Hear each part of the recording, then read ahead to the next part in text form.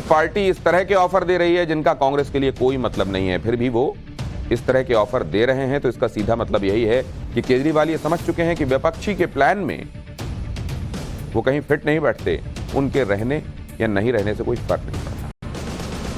केजरीवाल की तरह कुछ दिन पहले ममता बनर्जी ने भी कांग्रेस को एक ऑफर दिया था। कर्नाटक जीत के बाद ममता बनर्जी ने कहा था कि जहां जहां कांग्रेस मजबूत है वो कांग्रेस को सपोर्ट करेंगे, लेकिन कांग्रेस को बंगाल छोड़ देना चाहिए और उनका विरोध नहीं करना चाहिए। लेकिन अब ममता बनर्जी कह रही हैं कि अगर कांग्रेस को लेफ्ट के साथ ही जाना है तो उनसे सहयोग की उम्मीद ना करें। सुनिए ममता बनर्जी क्या कह रही हैं। আর আজকে তোমরা বলছো বাংলায় শান্তি নেই, কিসের শান্তি? সিপিএম এর আমলে কোন শান্তি ছিল? শ্মশানের শান্তি। কংগ্রেস অনেক রাজ্য চালিয়েছো, সিপিএম এর সবচেয়ে বড় দোসর আর বিজেপির বড় দোসর, আর পার্লামেন্টে আমাদের সাহায্য চাও, আমরা করব তাও বিজেপির বিরুদ্ধে, কিন্তু মনে রেখো বাংলায় সিপিএম এর সাথে ঘর করে আমাদের কাছে বাংলায় সাহায্য চাইতে আসবে না। ममता बनर्जी ये इसलिए बोल रही हैं क्योंकि आजकल बंगाल में पंचायत चुनाव का माहौल है, वहां जिस तरह से नॉमिनेशन से पहले हिंसा हो रही है उससे ममता बनर्जी पर सवाल उठ रहे हैं, और इसी से तिल मिलाकर ममता बनर्जी ने कह दिया कि टीएमसी के खिलाफ कांग्रेस और बीजेपी मिलकर साजिश कर रहे हैं। ममता ने कहा कि टीएमसी को हराने के लिए बीजेपी, कांग्रेस, लेफ्ट सब ने आपस में हाथ मिला लिया है। ममता ने कांग्रेस से कहा कि अगर बंगाल में कांग्रेस बीजेपी और लेफ्ट के साथ रहेगी तो फिर वो टीएमसी से समर्थन की उम्मीद न करें। यानी ममता बनर्जी ने विपक्षी एकता के लिए कांग्रेस से कुर्बानी मांग ली है कि वो बंगाल में ममता का विरोध न करें और लेफ्ट से अलग रहें। लेकिन कांग्रेस ये कुर्बानी क्यों देगी? वो भी तब जब बंगाल में कांग्रेस का इकलौता विधायक भी ममता ने तोड़ लिया। विपक्ष की एकता की हकीकत इन तमाम उदाहरणों से आपके सामने है। हकीकत यही है कि कोई पार्टी आगे बढ़कर कुर्बानी देने के लिए तैयार नहीं, सब अपना अपना फायदा देख रहे हैं। वहीं विपक्षी एकता का पूरा प्लान बनाने वाले नीतीश कुमार का हाल यह है कि उनके अपने ही उन्हें छोड़कर जा रहे हैं। बिहार में महागठबंधन में शामिल जीतन राम मांझी की पार्टी अलग हो गई। उनके गठबंधन से अलग होने पर नीतीश कुमार ने उन्हें बीजेपी का जासूस करार दे दिया। नीतीश कुमार ने जीतन राम मांझी को लेकर यहां तक कह दिया कि अगर वो साथ रहते तो विपक्ष की सारी बातें बीजेपी को बता देते।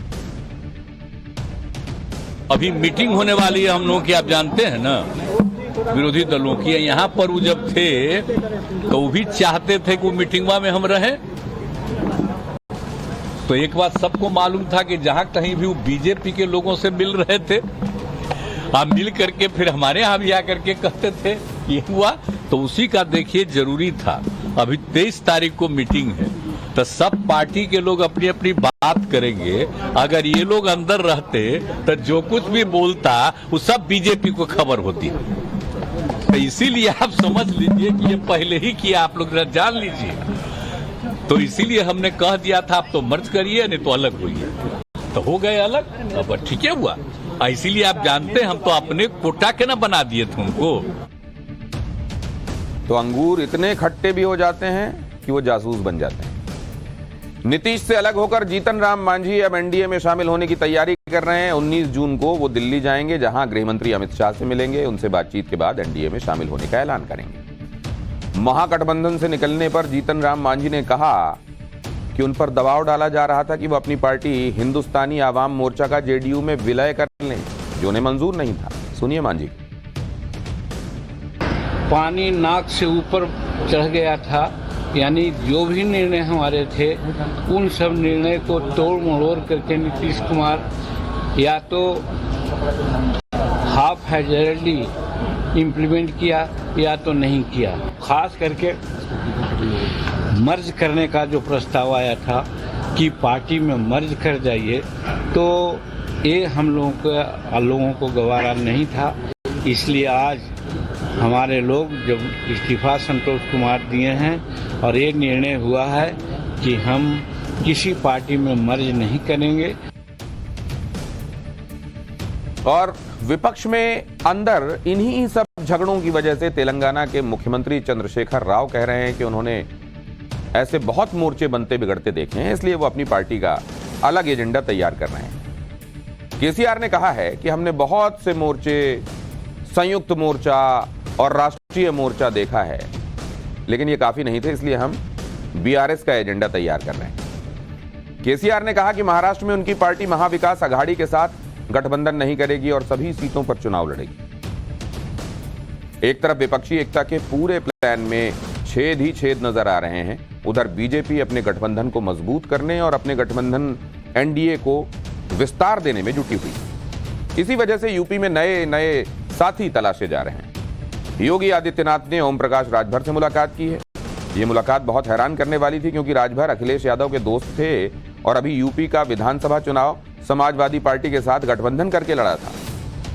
लेकिन अब राजभर अखिलेश से अलग हो चुके हैं और वो संकेत दे रहे हैं कि फिर से बीजेपी के साथ वो जा सकते हैं।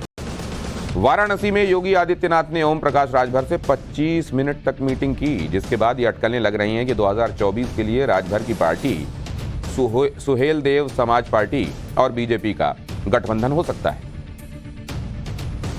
इसी तरह दक्षिण भारत में भी बीजेपी अपने साथ सहयोगियों को जोड़ने की तैयारी कर रही। बीजेपी सांसद तेजस्वी सूर्या ने पूर्व प्रधानमंत्री एचडी देवेगौड़ा से मुलाकात की थी। कर्नाटक में हार के बाद बीजेपी और जेडीएस के बीच में नजदीकी बढ़ रही है। हालांकि दोनों ही दलों में से कोई भी इस पर खुलकर बोल जरूर नहीं रहा, लेकिन ये इशारे स्पष्ट किए जा रहे हैं कि साथ आया जा सकता है। यह भी ध्यान रखना चाहिए कि पूर्व प्रधानमंत्री देवेगौड़ा ने बालासोर ट्रेन हादसे के बाद रेल मंत्री अश्विनी वैष्णव का बचाव किया था।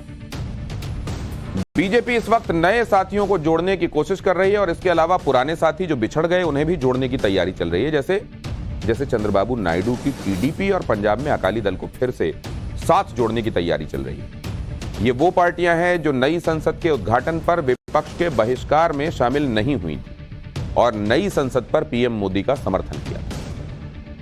कुल मिलाकर विपक्ष अगर मोदी जी को हराने के लिए एकजुट होने का प्लान बना रहा है, तो पीएम मोदी भी ऐसी तैयारी कर चुके हैं जो विपक्ष के हर प्लान को फेल कर देगा।